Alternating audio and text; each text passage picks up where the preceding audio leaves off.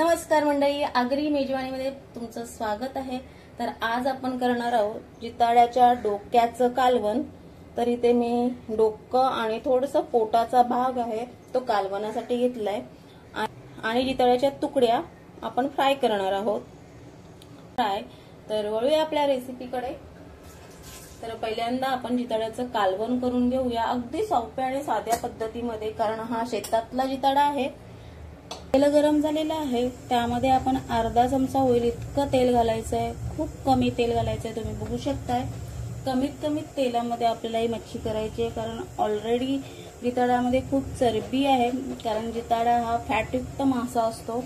तर आता तेल गरम झालं, पाकळ्या लसणाच्या घेतल्यात। लसूण परतून झालेला आहे। आता त्यामध्ये आपण मसाला घालूया। इथे मी 2 चमचे होईल इतका आगरी पद्धतीचा मसाला घालत आहे। चमच्याची साईज ही आहे। 1 चमचा हळद, हिंग हे सुद्धा परतून घ्यायचं आहे।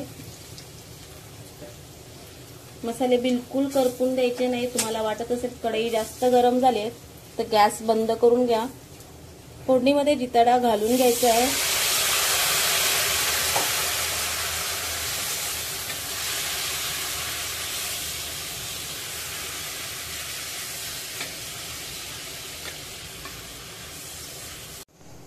लगेच त्यामध्ये आपल्याला गरम पाणी घालायचं आहे। पाणी गरमच घालायचं।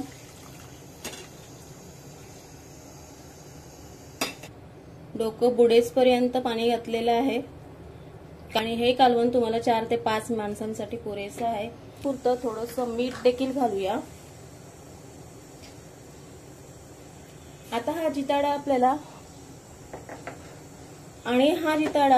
साधारणतः तर आता आपण 5 ते 7 मिनिटं हे कालवण शिजवून घेऊया। गॅस मी मीडियम आचेवर ठेवलेला आहे। तोपर्यंत आपण जिताड्यांच्या तुकड्यांना मसाला लावून घेऊया। 1 चमचा लाल तिखट घालूया, अर्धा चमचा हळद, हिंग चवीनुसार, गरम मसाला 1 चमचा, 3-4 पाकळ्या लसणाच्या टेचून। हे सर्व मसाले आता मच्छीला व्यवस्थित लावून घ्यायचे आहे। तर असा हा जिताडा मासा रायगडचा राजा आहे, कारण हा मुख्यत्वे करून भात शेतीत मिळणारा मासा आहे। हा मासा जसा महाराष्ट्रात मिळतो, रायगडचा याला राजा म्हटलं जातं, तसं तो गोवा किनारपट्टीपासून ठाण्यापर्यंत तसेच बंगालपर्यंत सगळीकडे हा मासा मिळतो। बंगालमध्ये सुद्धा हा मासा खूप चवीने खाल्ला जातो। तर हे झालं भारतातलं। तर मंडळी, जसा भारतात मिळतो तसा हा जपान पासून थायलंड, सिंगापूर, मलेशिया या भागामध्ये सुद्धा मोठ्या प्रमाणात मिळतो। तर मच्छीला मसाला लावून झालेला आहे। 10 मिनिटं आपण मॅरिनेशन साठी ठेवूया।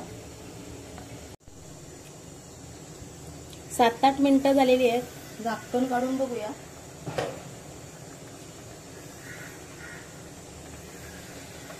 मासा शिजलेला आहे। आता त्यामध्ये मी आमुसरी घालत आहे। आणि आमुसरीला आंबोशी देखील म्हटलं जातं आणि आंबोशी घातल्याने कालवणाला खूप छान अशी चव येते। तर आता आंबोशी घातल्यानंतर थोडीशी कोथिंबीर देखील घालून घेऊया।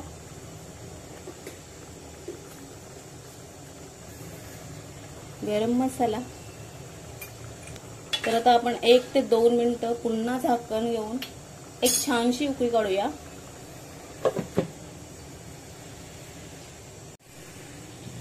मिनिटभर झालेला आहे, मस्त उकळी आलेली आहे। आता आपण गॅस बंद करून घेऊया। तर मंडळी, जिताड्याचं बिना वाटणाचं कालवण तयार झालेलं आहे। खूप छान सुवास आलेला आहे। तर हे गरम गरम भातासोबत खूप छान लागतं। झाकण देऊन ते आता गॅसवरून उतरून घेऊया। गॅसवर तवा ठेवून गॅस ऑन केलेला आहे। जिताडा मॅरिनेट करायला ठेवून 10 मिनिटं झालेली आहेत। आता आपण तेल घालून घेऊया। 1 चमचा होईल इतकं तेल घातलेलं आहे। तेल चांगलं तापून देऊया आणि मॅरिनेट केलेल्या जिताड्याच्या तुकड्या तव्यामध्ये घालून घेऊया। तवा तापलेला आहे, आता आपण त्यामध्ये तुकड्या घालून घेऊया। तर हा मासा खाण्याचे फायदे आहेत, निद्रानाश ज्यांची असते त्यांना झोप लागत नाही, त्यांची झोप सुधारते। ज्यांना दम्याचा त्रास आहे त्यांनी सुद्धा हा माशाचं सेवन करावं, फक्त याला तिखट मीठ मसाला थोडंसं कमी लावायचं। डिप्रेशन ज्यांना येत असेल त्यांनी सुद्धा जिताडा मासा खावा। याच्यामध्ये जे काही खनिज आहेत त्यामुळे तुमच्या त्वचेचा केसांचा पोत सुधारतो। तर आता तवा तापलेला आहे, तुकड्या घालून घेते।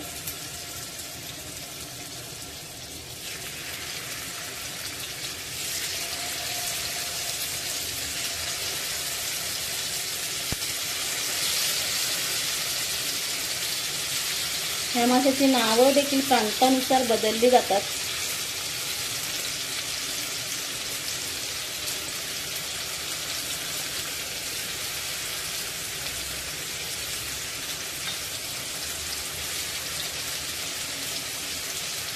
तळ्याच्या तुकड्या तव्यात घालून झालेल्या आहेत। गॅस मिडियमच्या वर करते आणि ह्या तुकड्यांना आपण 7 ते 8 मिनिटं मंद आचेवर फ्राय करून घेऊया। तुमच्या गॅसची आच किती आहे त्याच्यावर डिपेंड आहे। जर तर मंडळी, जिताडा हा मासा मुख्यत्वे करून रायगडमध्ये मिळतो, तर रायगडमध्ये याला जिताडा असं म्हटलं जातं। तसंच हा प्रांताप्रमाणे ह्या माशाची नावं चेंज होतात। काही ठिकाणी याला खजुरी म्हणतात, काही ठिकाणी खाजरा म्हणतात, तर काही ठिकाणी याला बेटकी म्हणतात। मुख्यत्वे करून बंगालमध्ये याला बेटकी असं म्हटलं जातं आणि बेटकी या नावाने तो प्रसिद्ध आहे आणि खूप चविष्ट मासा आहे असे बंगाली लोक सुद्धा सांगतात।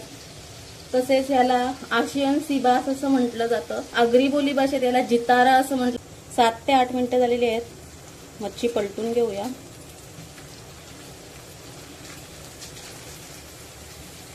अलगद हाताने पलटून घ्यायची आहे।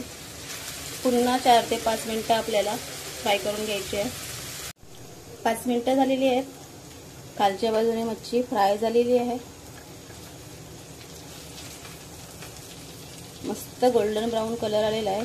पुन्हा तुकड्या उलटून घेऊया, म्हणजे वरची बाजू जी थंड झाली आहे ती गरम होईल आणि चांगली खरपूस होईल। त्यासाठी आपण पुन्हा तुकड्या पलटून घेऊया। तुकड्या पलटून झाल्यानंतर पुन्हा 1 ते 2 मिनिटं फ्राय करून घ्यायचे आहेत। 1 ते 2 मिनिटं झालेली आहेत, आता गॅस बंद करून घेऊया। तर अशा प्रकारे आपली जिताडा फ्राय देखील झालेली आहे।